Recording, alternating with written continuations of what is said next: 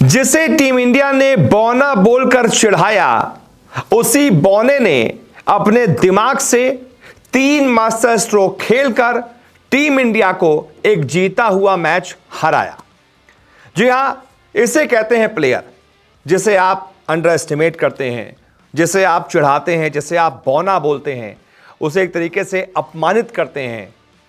उसने आपको अपनी चतुराई से, अपने दिमाग से, अपने खेल से आपको अपने ही घर पर शर्मसार करवा दिया, आपको अपने ही घर पर शर्मनाक हार दिलवा दी और आप कुछ भी नहीं कर पाए। आप सिर्फ उसको बौना बोलकर चिढ़ा पाए। किसकी बात कर रहा हूं, अब तो आप समझ ही गए होंगे।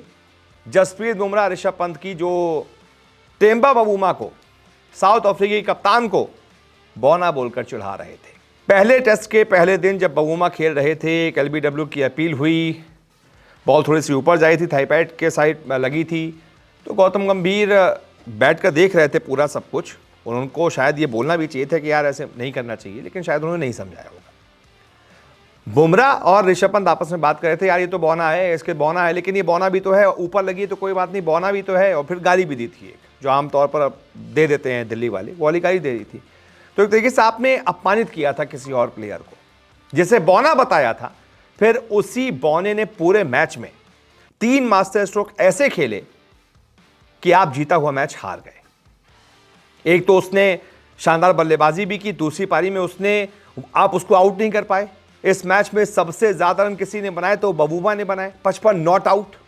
आप उसका विकेट नहीं ले पाए। बौना बता रहे हो ना उसको आउट करो, आप उसे आउट तक नहीं कर पाए यार। और उसके बाद उसने अपनी कप्तानी से, तेज दिमाग से 3 मास्टर स्ट्रोक खेले। कौन कौन से वो मास्टर स्ट्रोक थे जिसकी वजह से टीम इंडिया हारी है? आप मैच के नतीजे पर जाएंगे तो आपको पता चलेगा कि बवूमा ने जो पहला मास्टर स्ट्रोक खेला था वो था साइमन हार्मर जैसे ऑफ स्पिनर को टीम इंडिया के सामने खिलाना। हार्मर बहुत टाइम बाद अफ्रीकी टीम में वापसी कर रहे हैं, आपको पता है। शायद बवूमा को यह पता था कि यार इंडियन पिचेस पर यह गेंदबाज कुछ कमाल कर सकता है। बवूमा का यह मास्टर स्ट्रोक बिल्कुल सही साबित हुआ। हार्मर ने दोनों पारियों में 4-4 विकेट चटकाए और टीम इंडिया के 8 बल्लेबाजों का शिकार किया। अगर 20 में से कोई 8 विकेट ले रहा है, मतलब ये मास्टर स्ट्रोक है। वो शानदार गेंदबाज था जिसको कप्तान ने खिलाया। इसके बाद दूसरा मास्टर स्ट्रोक कब था? जब 159 के जवाब में टीम इंडिया जब खेल रही थी, अफ्रीका 159 पे ऑल आउट हो गई थी, इंडिया जब खेल रही थी तो 75 रन का स्कोर हो चुका था, एक ही विकेट गिरा था। केएल राहुल, वॉशिंगटन सुंदर बहुत अच्छा खेल रहे थे। बवूमा ने सबको ट्राई कर लिया था। फिर उनको लगा यार कि यार पार्टनरशिप कुछ ज्यादा ही हो रही है, तो फिर उन्होंने ये मास्टर स्ट्रोक खेला कि वॉशिंगटन सुंदर के सामने वो साइमन हार्मर को लेकर आए। उनसे कहा आप राउंड द विकेट बॉल डालिए।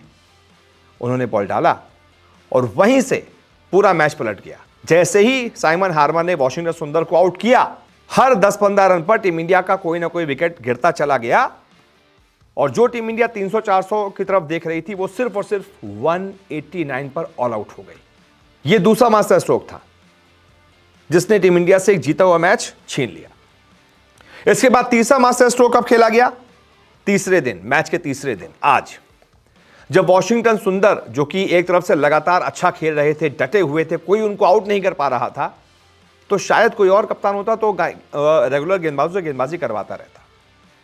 लेकिन वॉशिंगटन सुंदर का विकेट लेने के लिए टेम्बा बवूमा ने लगाया एक part time off spinner Aiden Markram को, क्योंकि जब सेट गेंदबाजों के आप सामने लगातार खेलते रहते, बैट्समैन सेट हो जाता है ना, तो वो अच्छा खेलने लगता है। जैसे खुद बवूमा खेलने लगे थे और उनको कोई आउट नहीं कर पा रहा था, लेकिन अचानक से कोई पार्ट टाइम आता है ना, तो आप समझ नहीं पाते हैं, उसकी गेंदबाजी आपने ज्यादा खेली नहीं होती है, आप थोड़ा रिलैक्स होकर खेलते हैं। वही हुआ।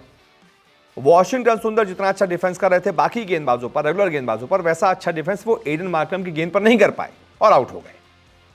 वहीं पर इंडिया के लिए मैच खत्म हो गया। सुंदर टिके होते तो शायद ये 30 रन भी बन जाते और इंडिया मैच जीत जाती। तो जिसे आपने बौना बोलकर चिढ़ाया, उसी बौने ने अपने 3 मास्टर स्ट्रोक से अफ्रीका को जिताया, आपको एक जीता हुआ मैच हराया। बहुत बहुत शुक्रिया इस रिपोर्ट को देखने के लिए।